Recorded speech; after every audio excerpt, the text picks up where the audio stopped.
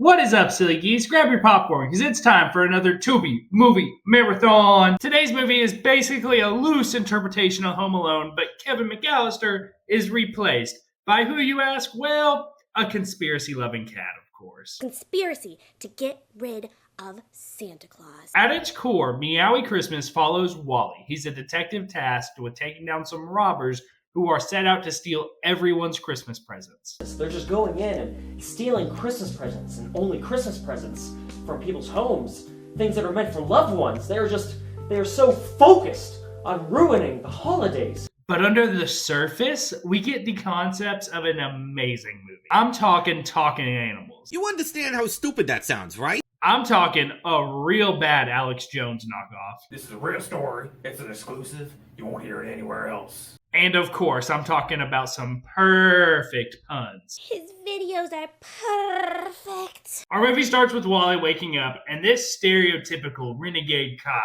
No, you're a stereotypical renegade cop. really likes to start his day by getting his mind right. Another glorious day for justice. I'm not going to comment on the items on his bedside table. Good morning, Mr. Whiskers. I promise I'm not going to comment on the items on his bedside table. He shanks Mr. Whiskers in maybe the most aggressive way possible. That's a yes it is. Let's go stop some crime. As a cat dad, this is a bad idea. Hang on. Let me prove it. Shaking my cat, take one.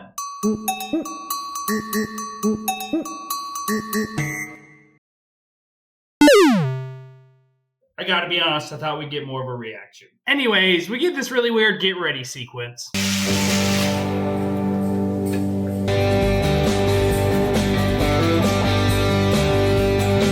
And you also get to meet Chuck, the talking rat. Hey, Chuck. How long till parole, buddy? And then it's pancake time. The only issue is that Wally is legitimately the worst pancake maker in all of existence.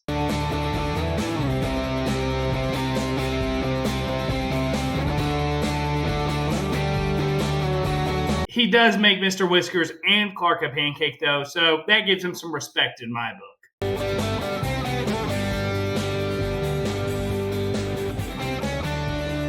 Then he leaves for work and doesn't eat his pancakes. We actually see him throw them away. I'm gonna be late. I gotta go. Can't have any of this. He says he has no time to eat, but he does have time for this killer catchphrase. Injustice waits for no one. Wally leaves, and Chuck and Mr. Whiskers start talking about their day, and you might notice... That stuff is so fake, Whiskers. Fake? What does a rat know about fiction? Yep, Mr. Whiskers is actually Mrs. Whiskers. Great detective work on that one, Wally. We find out the newly named Mrs. Whiskers loves a show called Data Battles, and it's a show where they have no data shown ever, and there's this weird Alex Jones style knockoff. We're not leaving out milk and cookies for you rich folk. We're leaving out for Santa Claus. Hey, so little Timmy sitting there saying, "Oh, Alex, I'm a big fan of your show."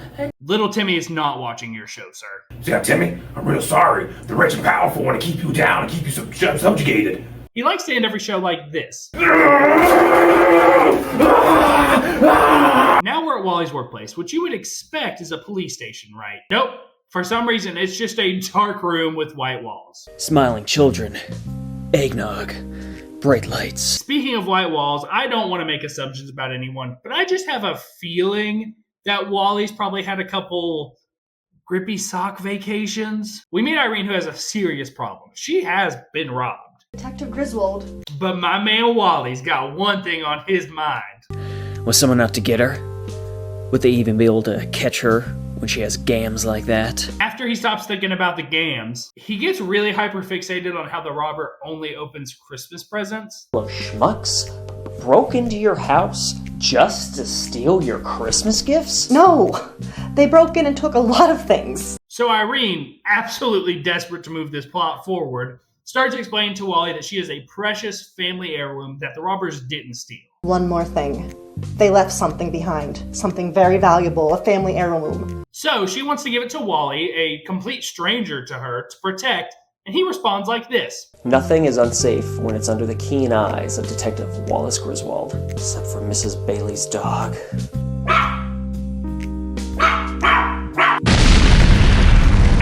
I really want to find out what happened to Mrs. Bailey's dog or never want to know what happened to Mrs. Bailey's dog. Irene leaves, but not before we get this great exchange. Please, call me Wally. Merry Christmas, Detective. And we meet Chief Hal, who's really only here so we can, 1, see Wally's notes, Let me see him. and so we can learn that Wally is a... Stereotypical renegade cop. We get a weird dream sequence from Miss Whiskers that's kind of nothing, but at least we get to see this creepy alien. We will take you all back to our home planet. Now we meet our robbers, who are kind of breaking down everything they're stealing as they're stealing it. What are you doing? Stealing. Larry is set up to be kind of the idiot here, and Barb is supposed to be the level-headed one who keeps them on brand and on focus. But I think Larry has some pretty solid ideas, like this one. Stealing all this really nice stuff to sell and then get money to buy more stuff. That just doesn't make any sense. So why don't we go into these nice places, get all this really nice stuff, and keep it? But then he does this. Down under, you know? So, yeah. We get another meeting of Wally and Irene that starts very casually. Over here. Another unconsequential scene where we don't really have anything crazy happen, except for Irene showing Wally the gym. Oh, you want me to watch that, huh? Also, wouldn't the gym be safer with her? I mean, there's truly no shot they rob her again, right? Especially because they're all focused on getting to the... Down under. Our first big confrontation comes when Larry and Barb are running away, and they run into none other but... Stereotypical renegade cop. And he starts grilling him. He starts asking him a bunch of series of questions. What are you doing coming out of the Parkers' house? Which he then does answer himself. Are the Parkers finally moving? And this is the point where I start to realize, and I should have realized much earlier on, that he's awful at his job. How do I know that? You want to know how I know that? Because they drop a wanted poster with their faces on them. From here. Whoa. What's this here? And then he immediately pulls out the gym and shows them, and he's like, look what I've got to watch now. Take this, for example. I do get a little hope in this scene, though, because the burglars do almost get caught. They accidentally called the Parkers, who they were robbing and pretending to know, the Barkers. And you can start to see Detective Wally's gears turning. Barkers. That's not their name. That's it. He's got to catch him in the act, and... It's Parkers! So Wally just goes home. But before he gets there, Clark gives us a breakdown about the show Mrs. Whiskers has been watching. Monster shows up. He hears about it at the teen center. He puts on his super suit. He beats up the monster. And then his robot beats up the monster. And then it ends up with them eating donuts every time. And this show sounds sick. This sounds freaking awesome. But before we get to see a scene of it, Clark comes waltzing in. You're my little cutie. Yes, you are. You're my little cutie. I can't make fun of this scene. This is how I come home every day. We cut back to the robbers robbing. But at one point, for some reason, Larry finds a giant mask. I guess in the act of robbing, and he leaves it on the rest of this act. Wait. What about the cop? The cop's place? Where are we hitting up the cop's place? They make a plan to rob Wally and get so excited they break out into song. Malahaka makiki hipiki. But what's our renegade cop doing? Stereotypical renegade cop. He goes undercover as Santa. Wish me luck, babies! Wally, for some reason, assumes that these robbers are children and starts going up to all these kids, basically interrogating them. But the weirdest part, and I can't for the life of me explain why, all of these scenes are shot in a POV perspective from the POV of a child being interrogated. What is this, a toothbrush? Where'd you get this from? Did you steal it? Did you steal this toothbrush? No, I bought it. Oh yeah, sure. I think I better take you downtown. With Wally out, we get another rage from Mrs. Whiskers and the Conspiracy Man. I read your emails. You belong in prison, you wicked, wicked devil. I won't allow it happen in 1988 ever happen again. I won't allow it. This is also where Miss Whiskers notices the robbers outside for the first time and is literally left to assume one thing. I think they must have been aliens. The robbers, who are now in a car suddenly, are planning down their next heist, which is breaking into Wally's house. But they have a really hard time debating what a calling card is. Calling card? Yeah. All the great ones leave their mark. No, but you don't care about leaving a calling card. You just want toys. Well, you're leaving a calling card, all right. You're just telling the police that we've definitely hit all of these houses. Swap back to Miss Whiskers watching CatTube, and she is watching a cat unboxing video. Some solid cardboard here. There's enough room to stretch, but it's small enough to feel snug. This was the hardest part of the video for me because, one, this cat definitely edits better than me, and most assuredly got more views than me.